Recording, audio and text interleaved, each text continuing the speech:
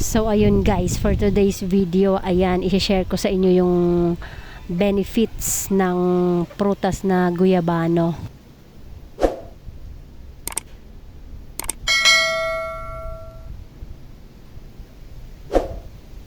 So ito na nga yung health benefits ng guyabano.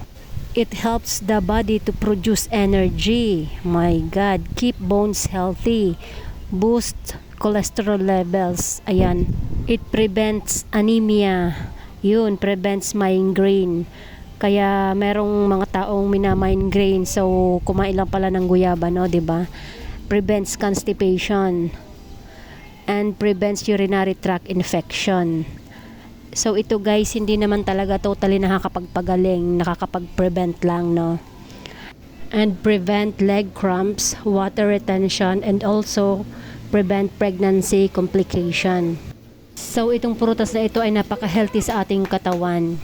Madami talaga ang hindi nakain nito, lalo na yung mga bata. Pero hindi nyo alam na madami pala itong health benefits sa ating katawan. At ito pa guys ha, ito ay mayaman sa iron, fiber, niacin, folate, thiamine, copper, vitamin C, riboflavin, potassium, and magnesium. Yun, 'di ba? Ang daming benefits. Ang pinakamaganda nito, ang guyabano ay isang natural cancer fighter, 'di ba? Hindi lang yung prutas, yung dahon, madami ding benefits 'yun. Pero mamaya ko na babanggitin sa inyo yung benefits ng dahon. Ayan, papakita ko sa inyo yung nakuha kong guyabano sa aming likod. Ayan, nahinog na siya, pero maliit lang. Hindi lahat maganda. Ayan, may sira yung ibabang parte ng guyabano. Kahapon ko lang to kinuha, pero ngayon ay hinog na agad. Ayan. Sad to say, yung anak ko hindi nakain nito. Ako lang talaga. Tinatry ko silang pakainin, pero Diyos mio. Pero siguro pag ginawa ko tong juice or shake, baka kumain ng mga yan. Yan, sarap.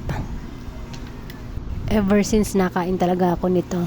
Ewan ko ba kung bakit hindi nagmana yung mga anak ko dito sa pagkain ng guyabano. Ang sarap naman, ang tamis. So ito na nga guys yung sinasabi ko sa inyong benefits ng guyabano leaves.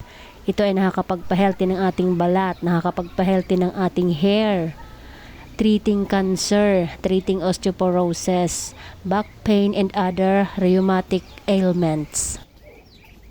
Ito pa guys, treating gout, treating ulcer, blood disorder, hypertension, and treat sleeplessness, lowering body temperature, boost immunity, fighting infection, and treating diabetes.